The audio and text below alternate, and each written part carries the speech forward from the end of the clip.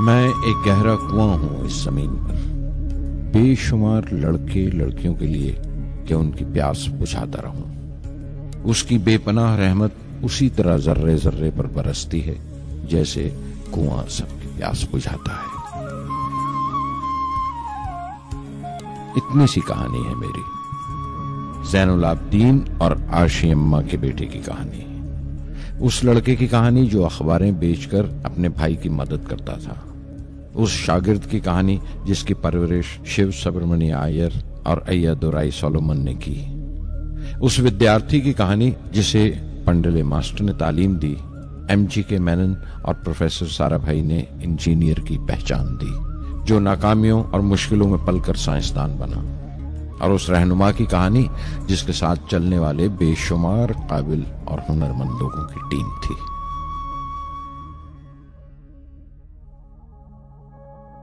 मेरी कहानी मेरे साथ खत्म हो जाएगी, क्योंकि दुनियावी मानों में मेरे पास कोई पूंजी नहीं है। मैंने कुछ हासिल नहीं किया, जमा नहीं किया।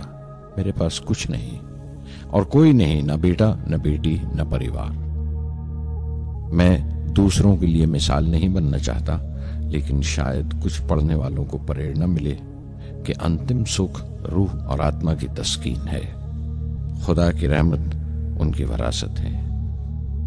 मेरे परदादा अबुल, मेरे दादा फकीर और मेरे वालिद ज़ैनुल आबदीन का खानदानी सिलसिला अब्दुल कलाम पर खत्म हो जाएगा, लेकिन खुदा की रहमत कभी खत्म नहीं होगी, क्योंकि वो अमर है, लाफानी है।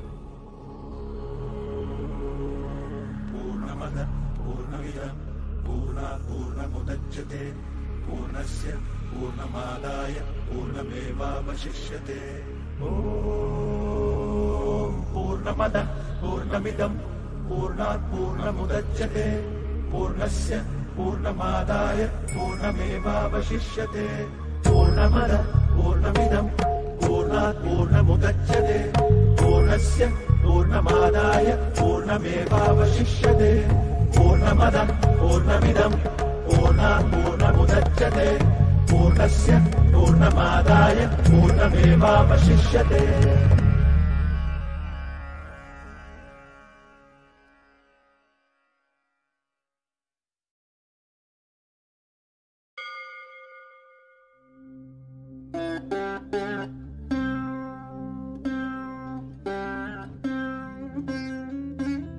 मैं शहर रामेश्वरम के एक मिडिल क्लास तमिल खानदान में पैदा हुआ।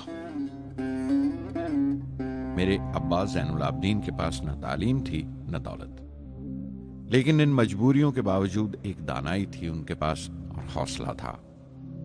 और मेरी माँ जैसी मददगार थी आशी अम्मा। उनकी कई औलादों में एक मैं भी था, बुलंद कामत माँ बाप का एक छोटे से कद वाला मामूली शक्ल सूरत का लड़का। अपने पुश्तैनी मकान में रहते थे हम, जो कभी 19वीं सदी में बना था। काफी वसी और पक्का मकान था रामेश्वरम की मस्जिद स्ट्रीट में। मेरे अब्बा हर तरह के ऐशो आराम से दूर रहते थे, मगर जरूरियात की तमाम चीजें मुयस्सर थीं।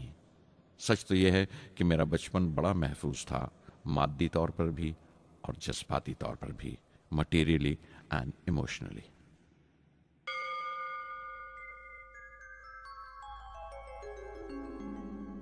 रामेश्वरम का मशहूर शिव मंदिर हमारे घर से सिर्फ 10 मिनट की दूरी पर था। हमारे इलाके में ज्यादा आबादी मुसलमानों की थी, फिर भी काफी हिंदू घराने थे जो बड़े इत्तेफाक से पड़ोस में रहते थे। हमारे इलाके में एक बड़ी पुरानी मस्जिद थी जहां मेरे अब्बा मुझे हर शाम नमाज पढ़ने के लिए ले जाया करते थे।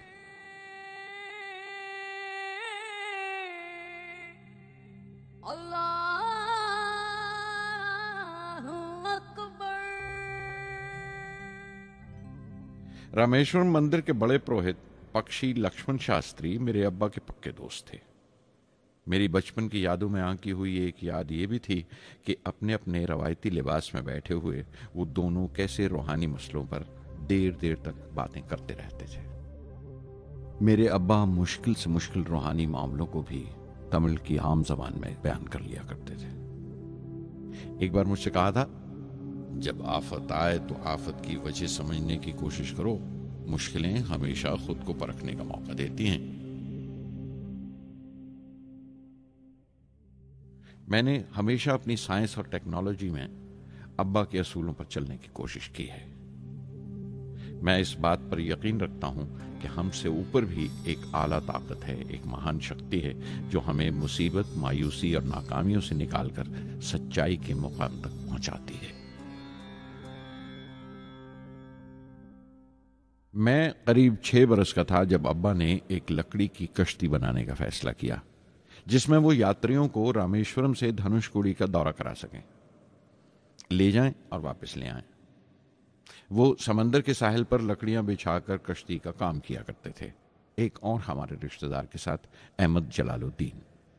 बाद में उनका निकाह मेरी आपा जोहरा के साथ हुआ। अहमद जलालुद्दीन हालांकि मुझसे 15 साल बड़े थे, फिर भी हमारी दोस्ती आपस में जम गई थी। हम दोनों हर शाम लंबी सैर को निकल जाया करते थे। मस्जिद गली से निकलकर हमारा पहला पड़ाव शिव मंदिर हुआ करता था, जिसके गिर्द हम उतनी ही श्रद्धा से परिक्रमा करते थे जिस श्रद्धा से बाहर से आए हुए यात्री। जलालुद्दीन ज्यादा पढ़ लिख नहीं सके उनके घर के हालात की वजह से, लेकिन मैं जिस जमाने की बात कर रहा हूं, उन दिनों हमारे इलाके में सिर्फ वही एक शख्स था जो अंग्रेजी लिखना जानता था। जलालुद्दीन हमेशा तालीम याफ्ता पढ़े लिखे लोगों के बारे में बातें करते थे, साइंस की इजाद, मेडिसिन और उस वक्त के लिटरेचर का जिक्र किया करते थे। एक और शख्स जिसने बचपन में मुझे बहुत मुतासिर किया, वो मेरा कजन था, मेरा चचेरा भाई शमसुद्दीन। उसके पास रामेश्वरम में अखबारों का ठेका था और सब काम अकेले ही किया करता था। हर सुबह अखबार रामेश्वरम रेलवे स्टेशन पर ट्रेन से पहुंचता था।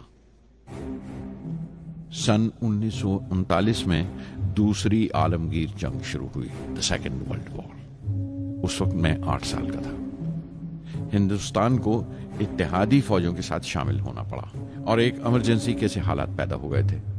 सबसे पहली दुर्घटना यह हुई कि रामेश्वरम स्टेशन पर आने वाली ट्रेन का रुकना कैंसिल कर दिया गया और अखबारों का गट्ठा अब रामेश्वरम और धनुषकोडी के बीच से गुजरने वाली सड़क पर चलती ट्रेन से फेंक दिया जाता।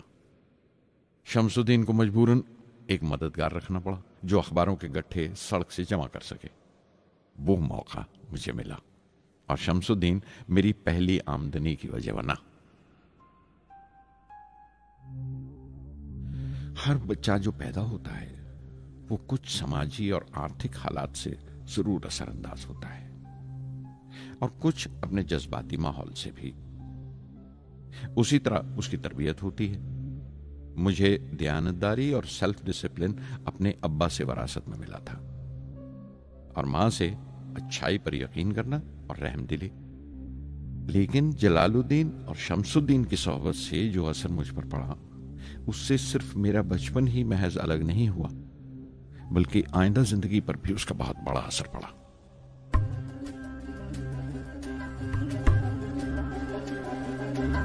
தந்தை மகற்கு ஆற்றும் நன்றி அபயத்து முந்தி இருப்பச்செயல். தந்தை மகற்கு ஆற்றும் நன்றி அபயத்து முந்தி இருப்பச்செயல். இருப்பச்செயல். மகன் தந்தைக்கு ஆற்றும் உதவி இவன் தந்தை என்னோற்றான் கொல்.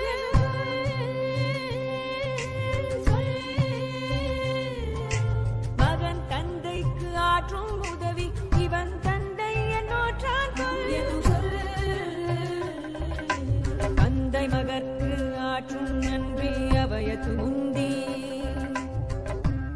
இருப்பச்செயல்.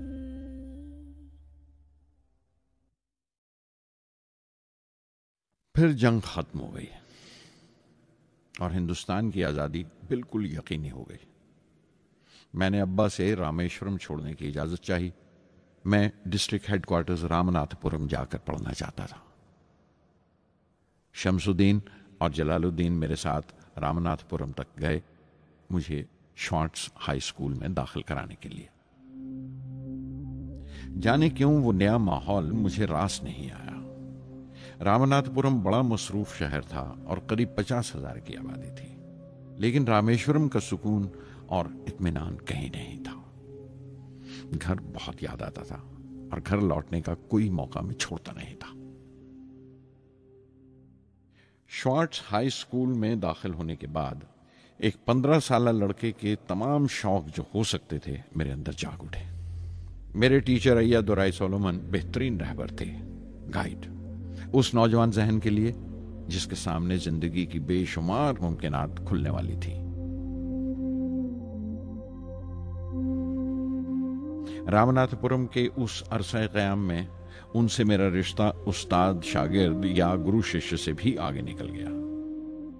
अय्या दुराई कहा करते थे, जिंदगी कामयाब होने और नतीजे हासिल करने के लिए 3 ताकतों पर काबू पाना बहुत जरूरी है: ख्वाहिश, यकीन और उम्मीद।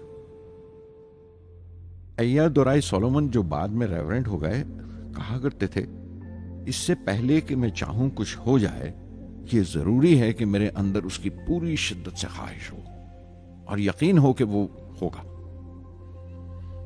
मैं अपनी जिंदगी से अगर मिसाल दूं तो मुझे बचपन से ही आसमान के इसरार और परिंदों की परवाज हमेशा हैरान करती थी, फैसिनेट करती थी। समंदर में कूंजों और बगलों को ऊंची उड़ाने लगाते देखता था तो उड़ने को जी करता था। मैं एक सादा लोग गांव ही का लड़का तो था, लेकिन मुझे यकीन था कि एक दिन मैं जरूर उन कूंजों की तरह बुलंद उड़ाने लगाऊंगा, बुलंदी पर प्रवास करूंगा। और हकीकत यह है कि रामेश्वरम से उड़ने वाला मैं पहला लड़का था।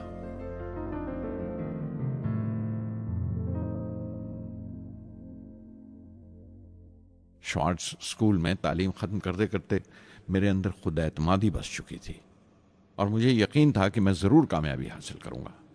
मैं तालीम आगे जारी रखूंगा, उसमें कोई दूसरा ख्याल नहीं था।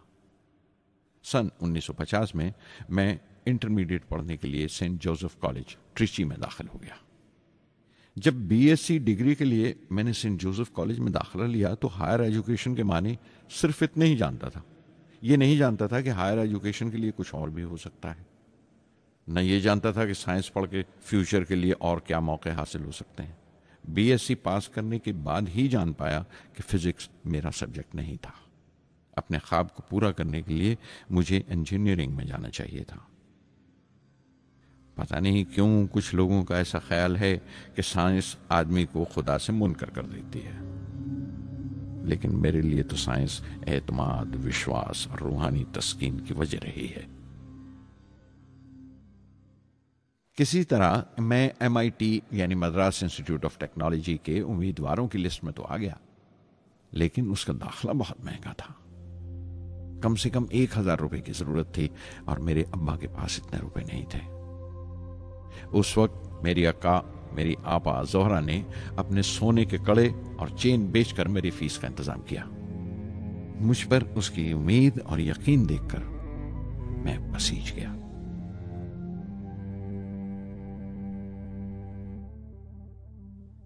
MIT में सबसे ज्यादा मजा आया। वहां 2 हवाई जहाज रखे देखकर जो उड़ान से बरी कर दिए गए थे, मुझे उनकी तरफ एक अजीब सा खिंचाव महसूस होता था। और जब सब लड़के हॉस्टल लौट जाते थे, मैं कई कई घंटे उनके पास बैठा रहता था। फर्स्ट ईयर मुकम्मल करने के बाद जब मुझे अपने ज्यादा खुसूसी मजमून चुनना थे, यानी अपनी स्पेशल ब्रांच का चुनाव करना था, तो मैंने फॉरेन एरोनॉटिकल इंजीनियरिंग का चुनाव कर लिया। MIT की तालीम के दौरान मुझे 3 टीचर्स ने बहुत मुतासिर किया: professor Sponder, professor KAV Pandalai, professor Narasimha Rao. Professor Sponder technical aerodynamics सिखाते थे। एरोनॉटिकल इंजीनियरिंग में दाखिले से पहले मैंने उनसे सलाह ली थी। उन्होंने समझाया था कि मुझे मुस्तकबिल का फैसला करने से पहले मुस्तकबिल की मुमकिनात के बारे में नहीं सोचना चाहिए, बल्कि सोचना चाहिए एक अच्छी बुनियाद के लिए और अपने रुझान और इश्तियाक के बारे में कि उसमें कितनी शिद्दत है, मेरे एप्टीट्यूड्स और एस्पिरेशन में कितनी इंटेंसिटी है। मैं खुद भी होने वाले इंजीनियरिंग स्टूडेंट्स से कहना चाहता हूं कि जब वो अपना स्पेशलाइजेशन का चुनाव करें तो ये देखें कि उनमें कितना शौक है, कितना उत्साह है और लगन है उस शोबे में जाने के लिए। प्रोफेसर के पंडलई ने मुझे एरोस्ट्रक्चर डिजाइन सिखाया और उसका तज्जिया भी, विश्लेषण, एनालिसिस भी। वो बड़े खुशदिल और दोस्त टीचर थे और हर साल कोई ना कोई नया तरीका, नया नजरिया लेकर आते थे कोर्स में। प्रोफेसर नरसिंह राव मैथमेटिशियन थे, वो एरोडायनेमिक्स की थ्योरी सिखाया करते थे। उनकी क्लास में दाखिल होकर मुझे मैथमेटिकल फिजिक्स बाकी तमाम सब्जेक्ट से ज्यादा अच्छा लगने लगा। साध संगी हरि हरि नाम चित्तारा चित्तारा, साध संगी हरि हरि नाम चित्तारा, सहज अनंतु होवे दिनो राति, अंकुर भलो हमारा, साध संगी साध संगी।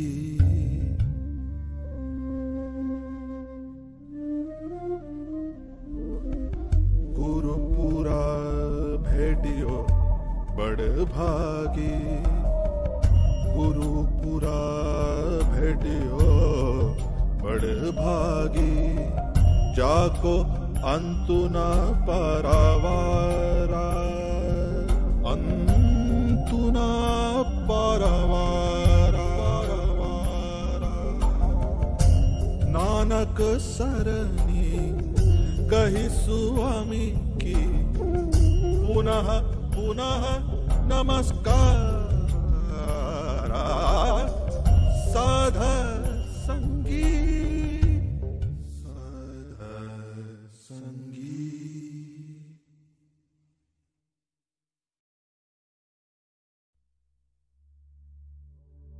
MIT से मैं बेंगलोर के हिंदुस्तान एरोनॉटिक्स लिमिटेड HAL में बतौर ट्रेनी दाखिल हो गया। HAL से जब मैं एरोनॉटिकल इंजीनियरिंग ग्रेजुएट बनकर निकला तो जिंदगी ने 2 मौके मेरे सामने खड़े कर दिए और दोनों मेरी परवाज के देरीना ख्वाब पूरे कर सकते थे। एक मौका था एयरफोर्स का, दूसरा मिनिस्ट्री ऑफ डिफेंस में directorate of technical development and production का।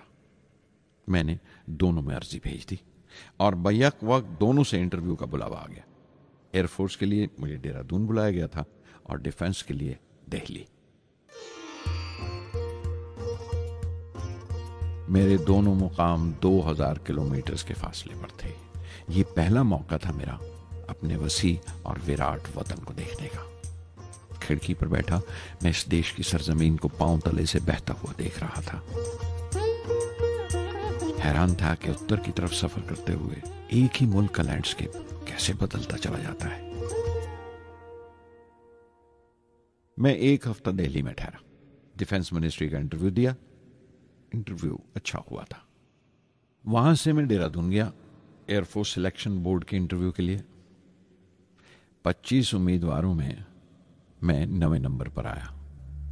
मेरा दिल बैठ गया, बहुत मायूस हुआ और कई दिन तक अफसोस रहा कि एयरफोर्स में जाने का मौका मेरे हाथ से निकल गया। मैं ऋषिकेश चला गया, दिल पर यह बोझ लेकर कि आने वाले दिन बड़े सख्त होंगे।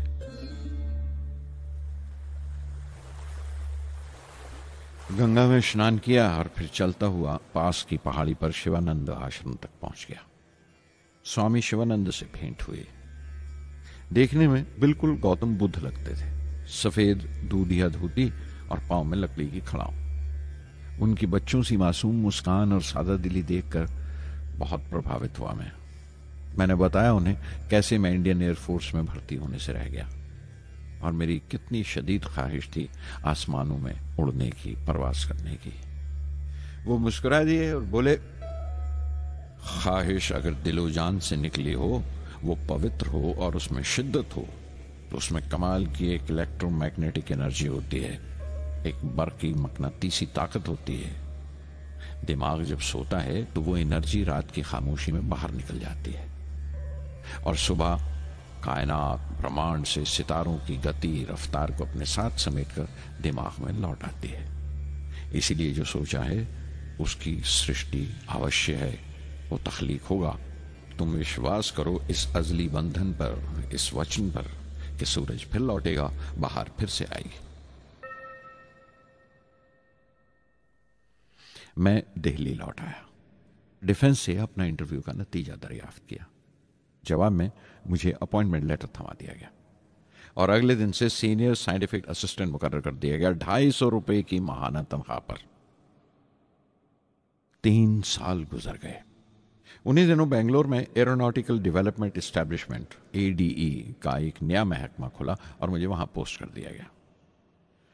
बेंगलोर कानपुर से बिल्कुल मुख्तलिफ शहर था। मैं अपने डायरेक्टरेट की पोस्टिंग का पहला साल वहां गुजार चुका था।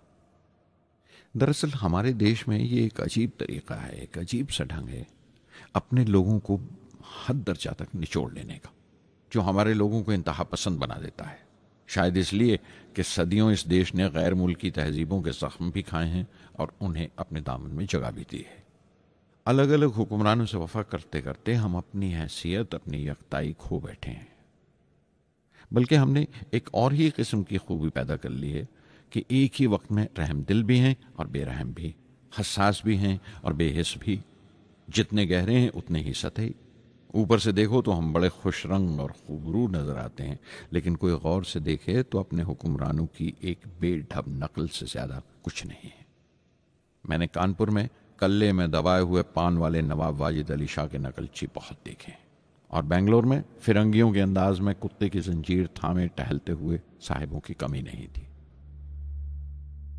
बेंगलोर में रहकर मैं रामेश्वरम के सुकून और गहरे शांत वातावरण के लिए तरसता था।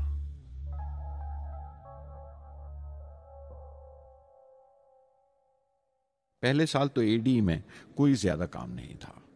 एक प्रोजेक्ट टीम बनाई थी कि 3 सालों में एक स्वदेशी हॉवरक्राफ्ट तैयार करें और वो वक्त से पहले तैयार हो गया।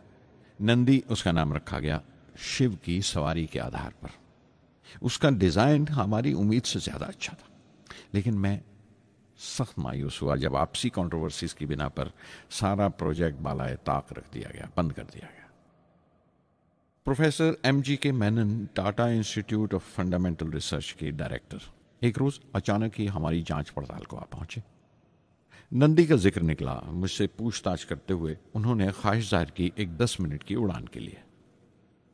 उसके 1 हफ्ता बाद की बात है, मुझे इनकोस्पार से बुलावा आ गया, the Indian committee for space research. मैं मुंबई चला गया रॉकेट इंजीनियर की पोस्ट के लिए इंटरव्यू देने। मेरा इंटरव्यू लेने वाले डॉक्टर विक्रम साराभाई और प्रोफेसर MGK मेनन के अलावा मिस्टर सराफ थे, जो उस वक्त एटॉमिक एनर्जी कमीशन के डिप्यूटी सेक्रेटरी के ओहदे पर थे। डॉक्टर साराभाई की गर्मजोशी ने पहली ही मुलाकात में मेरा दिल मोह लिया। अगले ही दिन मुझे खबर मिल गई कि मैं चुन लिया गया। मुझे इनकोस्पार में रॉकेट इंजीनियर की हैसियत से शामिल कर लिया गया था। सन 1962 के देरीना हिस्से में कहीं इनकोस्पार ने थुम्बा में इक्वेटोरियल रॉकेट लॉन्चिंग स्टेशन बनाने का फैसला किया। थुम्बा केरला में त्रिवेंद्रम से परे एक दूर दराज के ऊंगते से गांव का नाम है। हिंदुस्तान में यह मॉडर्न रॉकेट बेस्ड रिसर्च की एक दबी सी इब्तदा थी, हल्की सी शुरुआत। उसके फौरन बाद ही मुझे 6 माह के लिए अमेरिका भेज दिया गया, नासा में रॉकेट लॉन्चिंग की ट्रेनिंग के लिए। जाने से पहले मैं थोड़ा सा वक्त निकालकर रामेश्वरम गया। मेरे अब्बा मेरी इस कामयाबी के लिए बहुत खुश हुए और मुझे उसी मस्जिद में ले जाकर शुक्राने की नमाज अदा की।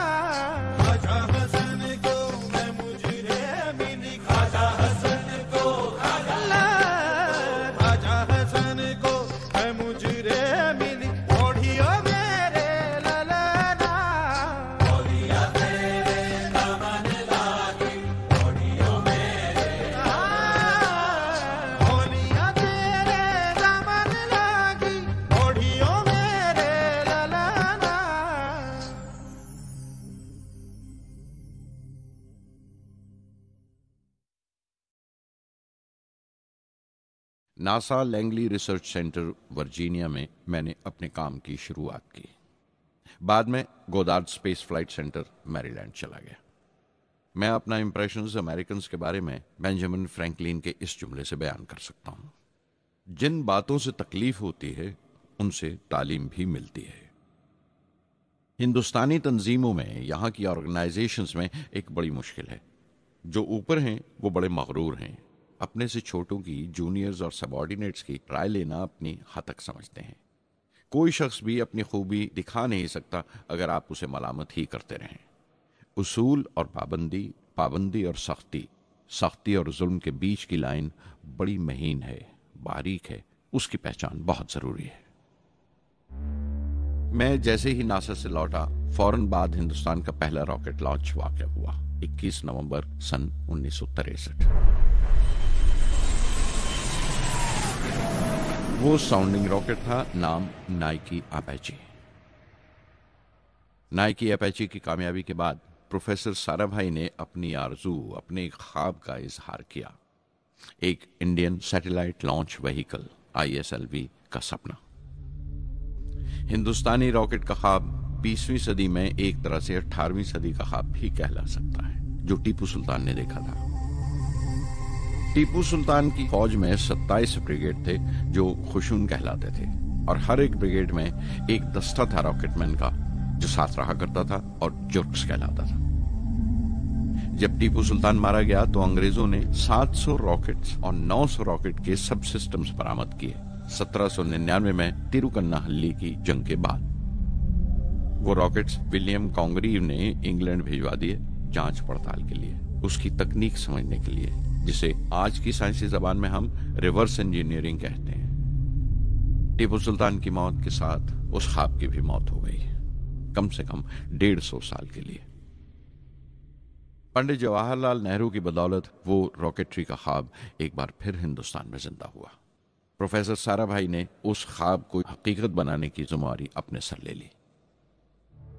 बहुत से तंग नजर लोगों को एतराज था इस बात पर कि इस मुल्क में जहां लोगों को 2 वक्त की रोटी नसीब नहीं होती, वहां इन स्पेस उड़ानों को, इन खलाई तहरीकों को क्यों तरजीह दी जा रही है। लेकिन प्रधानमंत्री पंडित नेहरू और प्रोफेसर साराभाई के नजरिए में किसी किस्म का मुबालगा नहीं था। उनके नजरिए बिल्कुल साफ थे कि अगर दुनिया के मुल्कों में और दुनिया के मसलों में कोई हिस्सा लेना है, शिरकत करनी है, हिंदुस्तान को कोई हैसियत हासिल करनी है, तो साइंस और टेक्नोलॉजी की तरक्की और खुद मुख्तारी, सेल्फ रिलायंस अशद जरूरी है। और उनका मकसद ताकत का मुजाहिरा हरगिज नहीं था। सहज पके सो मीठा होए। थुम्बा में 2 रॉकेट सहज पके मगर कामयाब हुए, एक रोहिणी, दूसरा मेनका। अगला साल लगा ही था जब प्रोफेसर साराभाई ने मुझे दिल्ली बुला भेजा। एक मीटिंग थी और मीटिंग में ग्रुप कैप्टन VS नारायणन से मेरा तारुफ कराया गया, जो एयर हेडक्वार्टर्स से थे। प्रोफेसर साराभाई ने रेटो तैयार करने का इरादा जाहिर किया, rocket assisted take off system, एक मिलिट्री एयरक्राफ्ट जो रॉकेट की मदद से उड़ाया जा सके, बड़ी छोटी सी जगह में। शाम तक यह खबर भी आम हो गई कि हिंदुस्तान एक खुद साख्ता मिलिट्री एयरक्राफ्ट तैयार कर रहा है और मैं उस प्रोजेक्ट का मुख्तार हूं, जिम्मेदार हूं। मैं कई तरह के जज्बात से भर गया, खुश भी था, शुक्रगुजार भी, खुशकिस्मत भी, और एक एहसास हुआ तकमील का, फुलफिलमेंट का। 19वीं सदी के एक शायर की ये सतरें बहुत याद आई। हर दिन के लिए तैयार रहो, हर दिन को एक तरह ही मिलो, जब ओखली हो बर्दाश्त करो, जब दस्ता हो तो वार करो। रेटो पे काम करते हुए 2 अहम वाकयात हुए। पहला तो यह था कि अपने देश में पहली बार स्पेस रिसर्च का 10 साला प्रोग्राम तैयार हुआ, जिसके ऑथर थे प्रोफेसर साराभाई। मेरे लिए वो एक ऐसा रूमानी मैनिफेस्टो था जैसे स्पेस से इश्क करने वाले किसी शायर की रूमानी नज्म हो, जैसे कोई अपने देश के आसमान से इश्क करने लगा हो। और दूसरा वाकया मिनिस्ट्री ऑफ डिफेंस में मिसाइल पैनल का तैयार होना। नारायणन और मैं, हम दोनों उस पैनल के मेंबर थे। उस वक्त तक भविष्य की आने वाली SLV सैटेलाइट लॉन्च व्हीकल का नाक नक्शा भी तैयार हो चुका था। प्रोफेसर साराभाई अपने देरीना ख्वाब को ताबीर देने के लिए कुछ और साथियों का चुनाव कर चुके थे। मैं खुद को खुशकिस्मत समझता हूं कि मुझे उस प्रोजेक्ट का लीडर चुना गया। उस पर प्रोफेसर साराभाई ने मुझे एक और जिम्मेदारी भी सौंपी कि लॉन्च की चौथी स्टेज मैं ही डिजाइन करूं। यह मामूल था, मेरा आदत थी कि हर मिसाइल पैनल की मीटिंग के बाद मैं जाकर प्रोफेसर साराभाई को पूरी तफसील, पूरी रिपोर्ट देता था। दिल्ली में ऐसी ही एक मीटिंग के बाद 23 दिसंबर 1971 को मैं त्रिवेंद्रम लौट रहा था और उस दिन प्रोफेसर साराभाई थुम्बा में SLV का मुआयना करने गए हुए थे। दिल्ली एयरपोर्ट के लाउंज से मैंने उन्हें फ़ोन किया, पैनल मीटिंग की तफसील बताई। प्रोफेसर साराभाई ने मुझे कहा कि मैं त्रिवेंद्रम एयरपोर्ट पर उनका इंतज़ार करूं। मैं जब त्रिवेंद्रम पहुंचा तो फिजा में एक मातम बिछा हुआ था। मुझे खबर दी गई कि प्रोफेसर साराभाई नहीं रहे। चंद घंटे पहले दिल का दौरा पड़ने से उनका इंतकाल हो गया। मैं थर्रा के रह गया। चंद घंटे पहले ही तो मैंने उनसे बात की थी। मेरे लिए वो बहुत बड़ा सदमा था। प्रोफेसर साराभाई मेरी नजर में इंडियन साइंस के राष्ट्रपिता हैं, जैसे राष्ट्र के पिता महात्मा गांधी हैं। उन्होंने अपनी टीम से रहनुमा पैदा किए और खुद अपने अमल से उनके लिए मिसाल साबित हुए।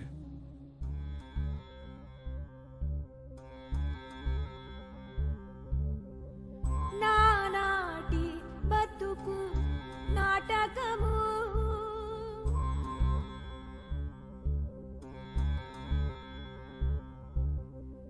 నానాటి బతుకు నాటకము కానక కన్నది కైవల్యము కానక కన్నది కైవల్యము నానాటి బతుకు నాటకము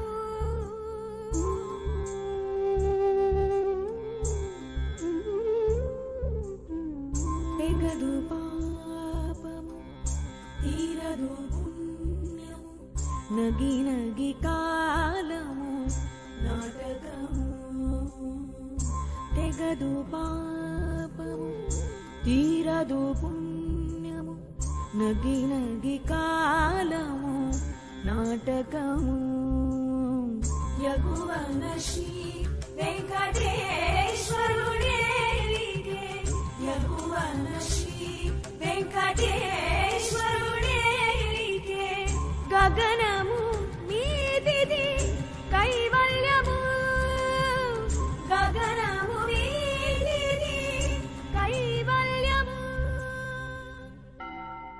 కైవల్యము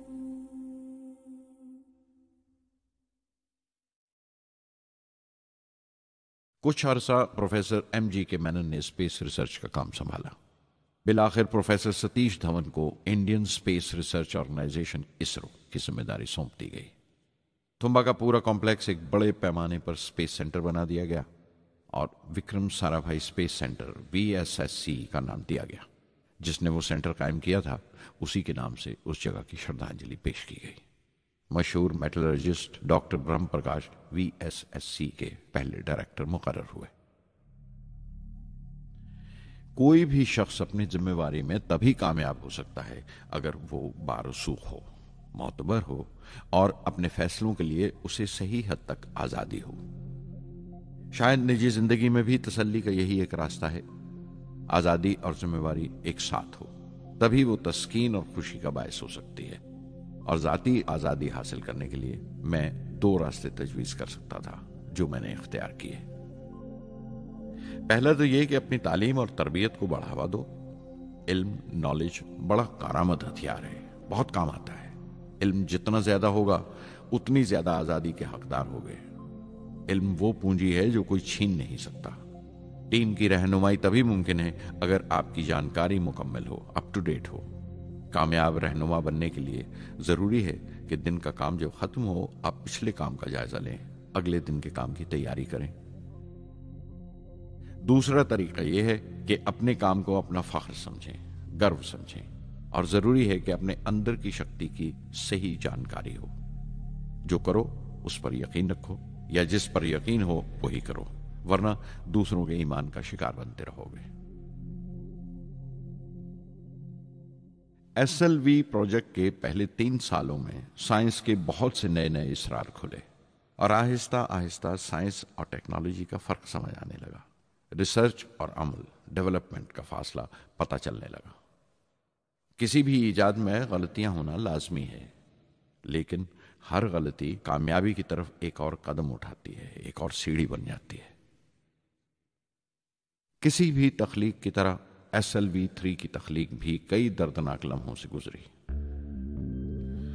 एक रोज जब मैं और मेरे तमाम साथी अपने कामों में पूरी तरह डूबे हुए थे, मेरे घर से एक मौत की इत्तला पहुंची। मेरे दोस्त और हमदर्द मेरे बहनोई जलालुद्दीन का इंतकाल हो गया था। कुछ देर के लिए तो मैं सुन्न होकर रह गया, मेरी आंखों में अंधेरा छा गया। थोड़ी देर बाद जब अपने चौगिरदे का एहसास हुआ तो महसूस किया जैसे मेरी हस्ती का एक हिस्सा मर गया था। रात की रात बसों में सफर करता हुआ अगली सुबह मैं रामेश्वरम पहुंचा। जोहरा को क्या तसल्ली देता और क्या सब्र देता अपनी भांजी महबूबा को, जो रो रो कर हलकान हो रही थी। मेरी आंखों के सोते पहले ही सूख चुके थे। थुम्बा लौटकर बहुत दिनों तक सारा कामकाज, सारी मसरूफियत बेमानी लगने लगी। बहुत दिनों तक बहुत मलाल लगा, सब बेमानी लगता था। प्रोफेसर धवन देर देर तक हौसला देते थे, कहते SLV पर जैसे जैसे काम आगे बढ़ेगा मुझे सब्र महसूस होगा और ये मायूसी कम होते होते गुजर जाएगी। 1976 में मेरे अब्बा ज़ैनुल आबदीन 102 साल की उम्र में वहीं रामेश्वरम में इंतकाल फरमा गए। 15 पोते पोतियां छोड़कर गए थे पीछे और एक पड़पोता। दुनियावी तौर पर वो सिर्फ एक और बुजुर्ग की मौत थी। कोई बड़ा मातम नहीं हुआ, झंडा नहीं उतारा गया, न अखबारों ने स्याह हाशिए दिए। न सियासतदान थे वो, न विद्वान कोई, न कोई बड़े सरमायादार। एक सीधे सादे इंसान थे, फरिश्ता सिफत, और हर उस बात की वजह थे जो दानाई और पारसाई की राह दिखाती है।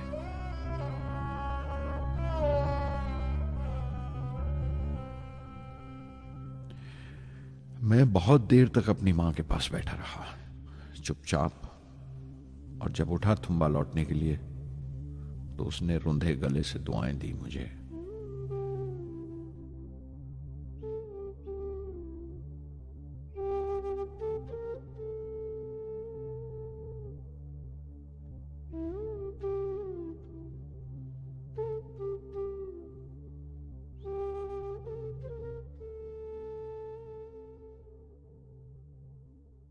SLV3 अपोजी रॉकेट जो फ्रांस से उड़ाई जाने वाली थी, अचानक कुछ मुश्किलों का शिकार हो गई।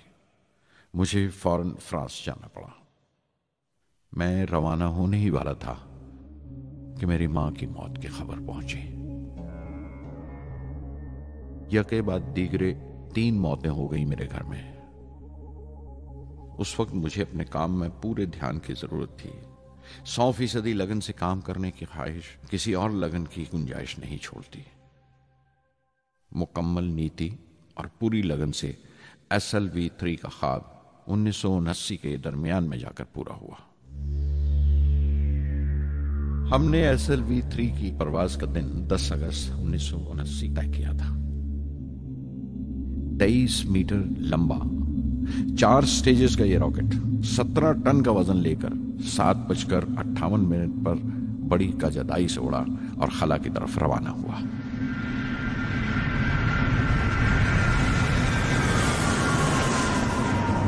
पहली स्टेज हर तरह से पुख्ता निकली और बड़े आराम से रॉकेट दूसरी स्टेज में दाखिल हो गया। हम सब दम्मा खुद रह गए, सांस रोके बैठे थे। हमारे बरसों का ख्वाब आसमान की तरफ सफर कर रहा था। अचानक हमारे ख्वाब में दरार आई, हमारा सुकूत टूटा, हमारी खामोशी टूटी। दूसरी स्टेज काबू से बाहर होने लगी थी। 317 सेकंड के बाद परवाज टूट गई। मेरी मेहनत और उम्मीद चौथी स्टेज को साथ लेकर तमाम मलबा श्रीहरिकोटा से 560 किलोमीटर दूर समंदर में जाके गिरा।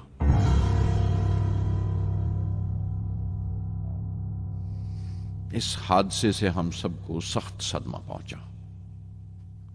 मैं गम और गुस्से से भर गया, नुचड़ गया, बिल्कुल जिस्मानी तौर पर भी और जहनी तौर पर भी। मैं सीधा अपने कमरे में गया और बिस्तर में धंस गया। मैंने अपने कंधे पर एक दिलासे का हाथ महसूस किया तो आंख खोली। दोपहर ढल चुकी थी, शाम करीब थी। डॉक्टर ब्रह्म प्रकाश मेरे सराहने बैठे थे। उनकी इस हमदर्दी ने छू लिया मुझे। मैं उदास था, मायूस था, लेकिन अकेला नहीं।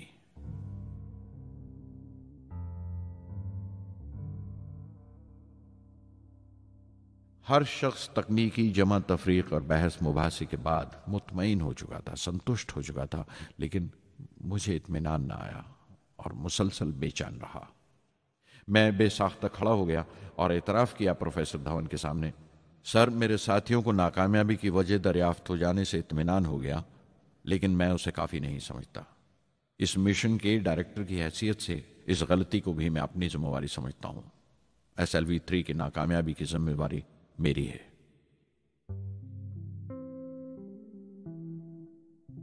साइंस का काम कमाल दर्जा उत्साह भी देता है, खुशी भी और उतनी ही गहरी मायूसी भी। इस तरह के वाकयात सोच सोचकर मैं दिल को ढारस देता रहा। यह ख्याल कि इंसान चांद पर उतर सकता है, सबसे पहले एक रूसी साइंटिस्ट ने सोचा था। उसे हकीकत बनने में 40 साल गुजर गए जब अमेरिका ने उसे पूरा किया। प्रोफेसर चंद्रशेखर ने चंद्रशेखर लिमिट का आविष्कार किया था 1930 में, जब कैम्ब्रिज में पढ़ रहे थे, लेकिन 50 साल बाद उन्हें उसी डिस्कवरी पर नोबेल प्राइज मिला। वॉन ब्रॉन अपनी सैटर्न लॉन्च व्हीकल से आदमी को चांद पर उतारने से पहले कितनी सारी नाकामियों से गुजरे होंगे। पहाड़ की चोटी पर उतरने से पहाड़ पर चढ़ने का तजुर्बा नहीं मिलता।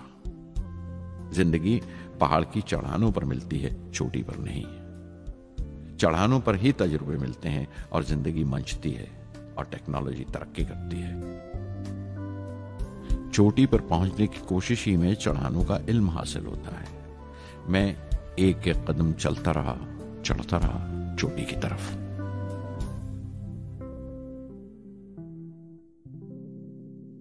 SLV-3 की उड़ान से 30 घंटा पहले 17 जुलाई 1980 के दिन अखबारों की सुर्खियां तरह तरह की राय और अंदाजों से भरी हुई थी।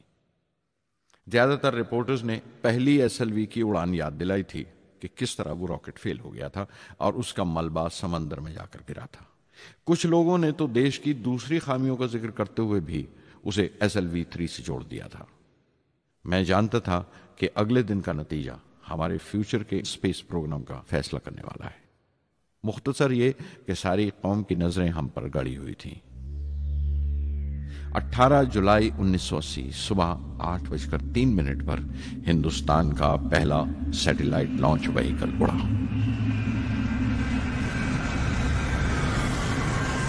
मैंने रोहिणी सैटेलाइट का तमाम डेटा कंप्यूटर पर जांचा। अगले 2 मिनट के अंदर अंदर रोहिणी अंतरिक्ष में था। उस तमाम शोरगुल के बीच में मैंने अपनी जिंदगी के सबसे अहम अल्फाज अदा किए। मैं मिशन डायरेक्टर बोल रहा हूं, एक जरूरी खबर सुनने को तैयार रहो। चौथी स्टेज कामयाबी के साथ रोहिणी सैटेलाइट को लेकर अंतरिक्ष में दाखिल कर रही है।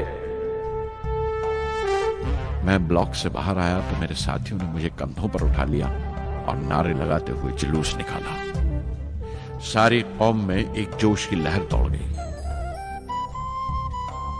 हिंदुस्तान उन चंद कौमों में शामिल हो गया था जिनके पास सैटेलाइट लॉन्च की काबिलियत थी। हमारी कौम का एक ख्वाब पूरा हुआ था और हमारे इतिहास का एक नया बाब खुला, एक नया चैप्टर। प्रधानमंत्री इंदिरा गांधी ने मुबारकबाद का तार भेजा। और सबसे ज्यादा हिंदुस्तान के साइंसदान खुश थे कि ये पूरी कोशिश स्वदेशी थी, हमारी अपनी थी। मैं कुछ मिले जुले जज्बात से गुजर रहा था। मैं खुश था कि पिछली 2 दहाइयों से जिस कोशिश में था बिलाखिर उसमें कामयाब हुआ, लेकिन उदास था जिन लोगों की बदौलत में यहां पहुंचा था वो लोग मेरे साथ नहीं थे।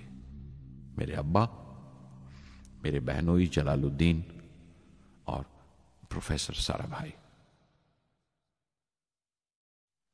SLV 3 की कामयाबी के महीने भर के अंदर ही प्रोफेसर धवन का फोन आया एक दिन और दिल्ली बुलाया प्रधानमंत्री से मिलने के लिए। मेरी एक छोटी सी उलझन थी कपड़ों को लेकर। हमेशा से बड़े आमियाना से कपड़े पहनता हूं और पांव में चप्पल या स्लीपर कह लो। प्रधानमंत्री को मिलने जैसा वो लिबास नहीं था, मेरे लिए नहीं, उनके एहतराम के लिए। सुना तो प्रोफेसर धवन बोले, कपड़ों की फिक्र मत करो, तुमने जो शानदार कामयाबी पहन रखी है वो काफी है। रिपब्लिक डे 1981 मेरे लिए एक बड़ी खुशखबरी लेकर आया कि मुझे पद्म भूषण से नवाजा गया है। मैंने अपने कमरे को बिस्मिल्लाह खां की शहनाई से भर लिया। शहनाई की गूंज मुझे कहीं और ही ले गई। मैं रामेश्वरम पहुंच गया, मां के गले लगा। अब्बा ने मेरे बालों को उंगलियों से सहलाया और मेरा दोस्त, मेरा रफीक जलालुद्दीन मस्जिद गली में जमा हुए लोगों में मेरे इनाम का ऐलान कर रहा था। मेरी बहन जोहरा ने मीठा बनाया घर में। पक्षी लक्ष्मण शास्त्री ने मेरे माथे पर तिलक लगाया। फादर सोलोमन ने मेरे हाथ में सलीब देकर दुआ पढ़ी और प्रोफेसर साराभाई को देखा। उनके चेहरे पर मुस्कुराहट थी, फख्र था। जो पौधा वो लगाकर गए थे अब पूरा पेड़ बन चुका था, जिसके फल हिंदुस्तान की आवाम तक पहुंच रहे थे।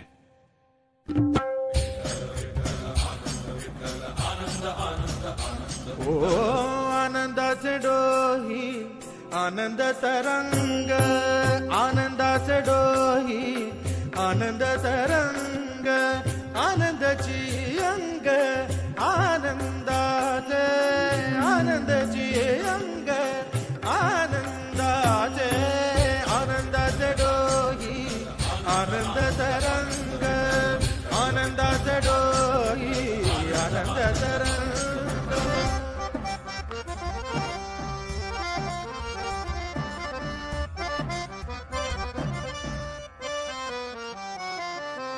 गर्भाचे आवडी मातेचा डोहळा, तेथीचा जीवळा तेथे प्रेंबे। गर्भाचे आवडी मातेचा डोहळा, तेथीचा जीवळा तेथे प्रेंबे। तुका म्हणे तैसा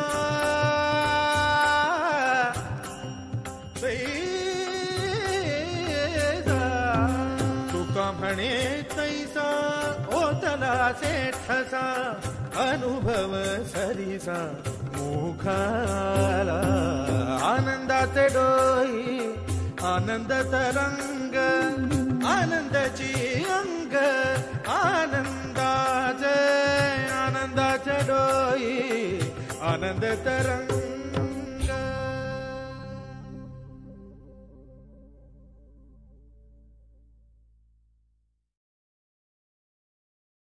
पहली जून 1982 मैंने defence research and development laboratory DRDL की जिम्मेवारी संभाल ली। उस वक्त के defence minister Shri R Venkataraman ने जब मशवरा दिया कि बजाय दर्जा बदर्जा मिसाइल तैयार करने के हमें मुकम्मल अपनी मिसाइल तैयार करने का प्रोग्राम बनाना चाहिए, तो हमें अपने कानों पर यकीन नहीं आया और देखते देखते ही वो प्रोजेक्ट एक मुकम्मल मिसाइल का प्रोग्राम बन गया, जिसके नतीजे आइंदा बहुत दूर तक पहुंचे। हर एक प्रोजेक्ट का नाम हिंदुस्तान की खुद मुख्तारी, सेल्फ रिलायंस का सबूत था। सरफेस टू सरफेस मिसाइल का नाम पृथ्वी रखा गया, टैक्टिकल कोर व्हीकल को त्रिशूल का नाम दिया गया, surface to air defence system Akash कहलाया, एंटी टैंक मिसाइल प्रोजेक्ट को नाग के नाम से पुकारा गया और मेरे देरीना ख्वाब रेक्स को यानी re entry experiment launch vehicle को मैंने अग्नि का नाम दिया। मिसाइल टेक्नोलॉजी का हुनर दुनिया की कुछ चुनी हुई कौमों के पास ही था। वो बड़े ताज्जुब से हमारी तरफ देख रहे थे कि हम क्या करने जा रहे हैं और कैसे करेंगे। हम एक मीटिंग में बैठे हुए अपने मकसद को पूरा करने के लिए 1984 की निशानदेही कर रहे थे जब डॉक्टर ब्रह्म प्रकाश की मौत की खबर आई। मेरे लिए वो एक और सदमा था। पहली SLV की नाकामी के वक्त जिस तरह उन्होंने ढारस दी थी मुझे, वो याद करके मैं और ज्यादा गमगीन हो गया।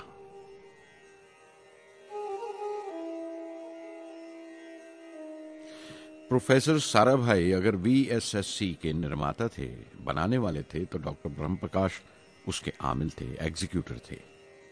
उनकी विनम्रता ने मुझे बड़ी हद तक नरम कर दिया और मैंने अपनी तुंद मिजाजी पर काफी काबू कर लिया।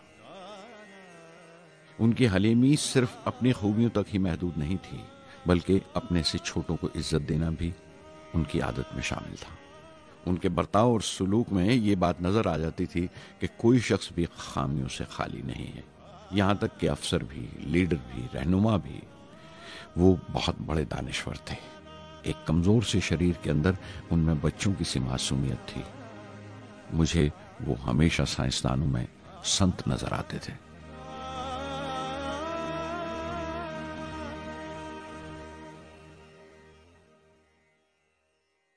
पृथ्वी का काम अपनी तकमील को पहुंच रहा था जब हम 1988 में दाखिल हुए। 25 फरवरी 1988 सुबह 11:23 पर पृथ्वी की पहली परवाज वाक़ई हुई। हमारे मुल्क में वो एक ऐतिहासिक मौका था। पृथ्वी सिर्फ एक सरफेस टू सरफेस मिसाइल ही नहीं, बल्कि आइंदा आने वाली तमाम किस्म की मिसाइल का बुनियादी नक्शा भी था। फ्यूचर का मॉड्यूल था वो। पृथ्वी ने हमारे आस पड़ोस के मुल्कों को दहला दिया। मगरबी यानी वेस्टर्न मुल्कों को पहले तो हैरत हुई, फिर गुस्से का इजहार किया और पाबंदी लगा दी इंडिया के लिए कि वो ऐसी कोई चीज बाहर के मुल्कों से न खरीद सकें जो उनके मिसाइल प्रोग्राम में इस्तेमाल हो सकती हो या काम आ सकती हो।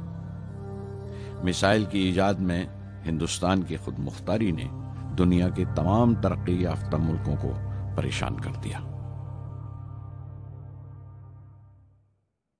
अग्नि की टीम में 500 से ज्यादा साइंसदान शामिल थे। अग्नि की परवाज 20 अप्रैल 1999 तय पाई थी। लॉन्च की तमाम तैयारियां मुकम्मल हो चुकी थीं और हिफाजत के लिए यह फैसला किया गया था कि लॉन्च के वक्त आसपास के तमाम गांव खाली करा दिए जाएं। अखबारात और दूसरी मीडिया ने इस बात को बहुत उछाला। 20 अप्रैल पहुंचते पहुंचते तमाम मुल्क की नजरें हम पर टिकी हुई थीं। दूसरे मुल्कों का दबाव बढ़ रहा था कि हम इस तजुर्बे को मुलतवी कर दें या खारिज कर दें, लेकिन सरकार मजबूत दीवार की तरह हमारे पीछे खड़ी रही और किसी तरह हमें पीछे नहीं हटने दिया। परवाज से सिर्फ 14 सेकंड्स पहले हमें कंप्यूटर ने रुकने का इशारा किया। किसी एक पुर्जे में कोई खामी थी, वो फौरन ठीक कर दी गई, लेकिन उसी वक्त डाउन रेंज स्टेशन ने रुकने का हुक्म दिया। चंद सेकंड्स में कई रुकावटें सामने आ गईं और परवाज मुलतवी कर दी गई। अखबारात ने आस्तीनें चढ़ा ली। हर बयान ने अपनी अपनी तरह की वजूहात निकाल ली। कार्टूनिस्ट सुधीर दार ने एक कार्टून शाया किया जिसमें एक खरीदार कुछ सामान दुकानदार को वापस करते हुए कह रहा था, अग्नि की तरह वो भी नहीं चली। एक कार्टून में दिखाया गया कि साइंसदान कह रहा है, सब ठीक था, स्विच बटन नहीं चला।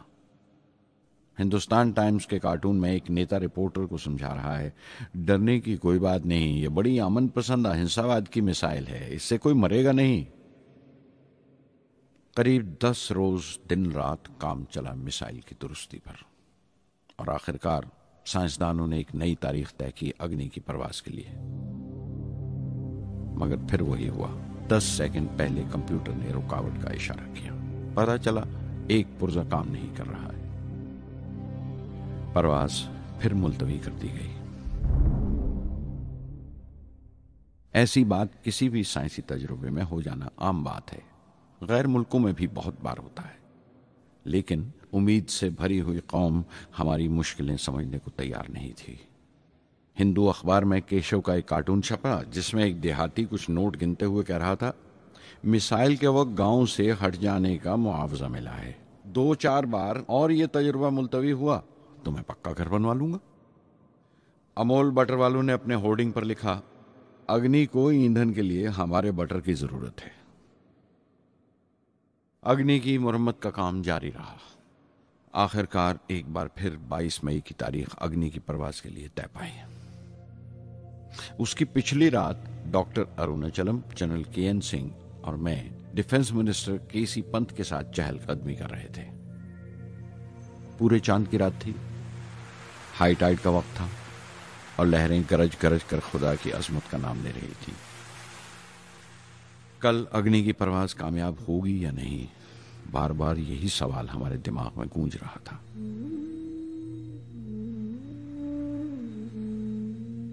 डिफेंस मिनिस्टर ने एक लंबी खामोशी को तोड़ते हुए पूछा, कलाम, कल अग्नि की कामयाबी मनाने के लिए क्या चाहते हो तुम?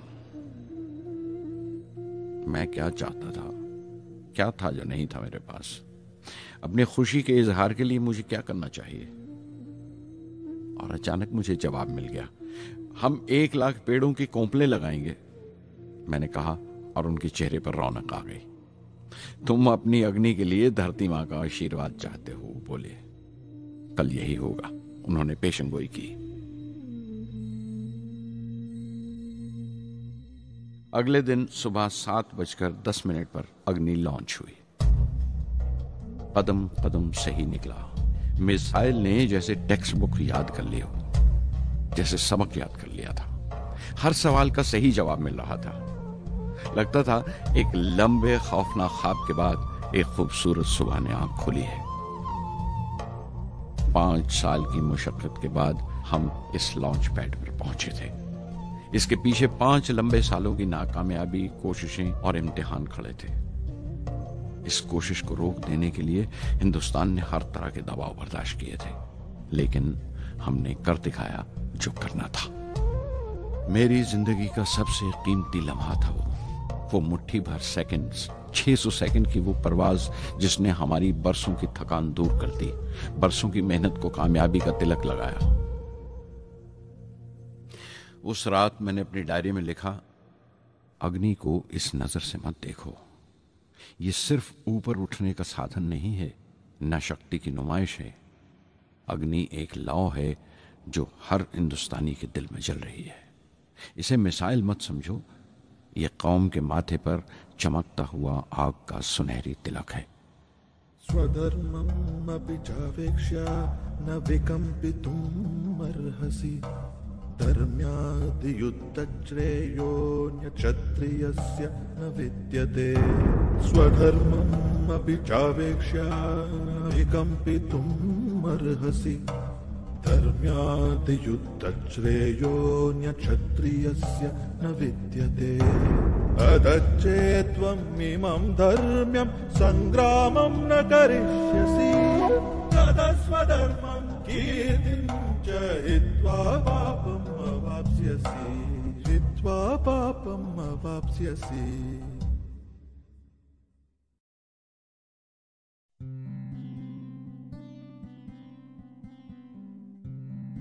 1990 के रिपब्लिक डे पर देश ने मिसाइल प्रोग्राम की कामयाबी का जश्न मनाया। मुझे पद्म विभूषण से नवाजा गया और डॉक्टर अरुणाचलम को भी। 10 साल पहले पद्म भूषण की यादें एक बार फिर हरी हो गईं। रहन सहन मेरा अब भी वैसा ही था जैसा तब था। 10 बाय 12 का एक कमरा किताबों से भरा हुआ और कुछ जरूरत का फर्नीचर जो किराए पर लिया था। फर्क इतना ही था कि तब यह कमरा त्रिवेंद्रम में था, अब हैदराबाद में। वेटर मेरा नाश्ता लेकर आया, इडली और छाछ, और आंखों में एक खामोश मुस्कुराहट, मुबारकबाद की। मैं अपने हमवतनों की इस नवाजिश से छलक गया।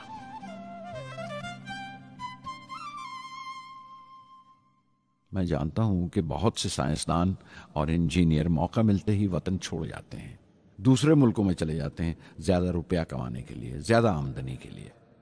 लेकिन ये आदर, मोहब्बत और इज्जत क्या कमा सकते हैं जो उन्हें अपने वतन से मिलती है। 15 अक्टूबर 1991 में 60 साल का हो गया। मुझे अपने रिटायरमेंट का इंतजार था। चाहता था कि गरीब बच्चों के लिए एक स्कूल खोलूं। ये वो दिन थे जब मैंने सोचा कि अपनी जिंदगी के तजुर्बे, मुशाहिदे और वो तमाम बातें कलमबंद करूं जो दूसरों के काम आ सकें। एक तरह से अपनी स्वाने उम्री लिखूं, अपनी जीवनी। मेरे ख्याल में मेरे वतन के नौजवानों को एक साफ नजरिए और दिशा की जरूरत है। तभी ये इरादा किया कि मैं उन तमाम लोगों का जिक्र करूं जिनकी बदौलत मैं ये बन सका जो मैं हूं। मकसद ये नहीं था कि मैं कुछ बड़े बड़े लोगों के नाम लूं, बल्कि ये कि कोई शख्स कितना भी छोटा क्यों ना हो, उसे हौसला नहीं छोड़ना चाहिए। मसले, मुश्किलें जिंदगी का हिस्सा हैं और तकलीफें कामयाबी की सच्चाइयां हैं। जैसा कहा है किसी ने, खुदा ने यह वादा नहीं किया कि आसमान हमेशा नीला ही रहेगा, जिंदगी भर फूलों से भरी राहें मिलेंगी। खुदा ने यह वादा नहीं किया कि सूरज है तो बादल नहीं होंगे, खुशी है तो गम नहीं, सुकून है तो दर्द नहीं होगा। मुझे ऐसा कोई गुरूर नहीं कि मेरी जिंदगी सबके लिए एक मिसाल बनेगी, मगर यह हो सकता है कि कोई मायूस बच्चा किसी गुमनाम सी जगह पर जो समाज के किसी माजूर हिस्से से ताल्लुक रखता हो, ये पढ़े और उसे चैन मिले। ये पढ़े और उसकी उम्मीद रोशन हो जाए। हो सकता है ये कुछ बच्चों को नाउमीदी से बाहर ले आए और जिसे वो मजबूरी समझते हैं वो मजबूरी ना लगे। उन्हें यकीन रहे कि वो जहां भी हैं खुदा उनके साथ है। काश हर हिंदुस्तानी के दिल में जलती हुई लौ को पर लग जाए और उस लौ की परवाज से सारा आसमान रोशन हो जाए।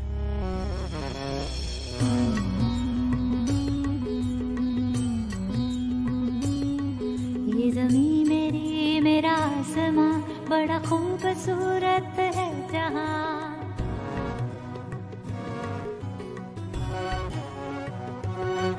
ये ज़मीं मेरी, मेरा आसमां, बड़ा खूबसूरत है जहां। मेरी जिंदगी परवाज़ है, वो फिजा मेरी, मैं उड़ूं जहां। मेरी जिंदगी परवाज़ है, वो फिजा मेरी, मैं उड़ूं जहां। ये ज़मीं मेरी, मेरा आसमां, बड़ा खूबसूरत है जहां। कभी धूप लेप के आसमां हमने सुनहरी कर लिया। कभी धूप लेप के आसमां हमने सुनहरी कर लिया।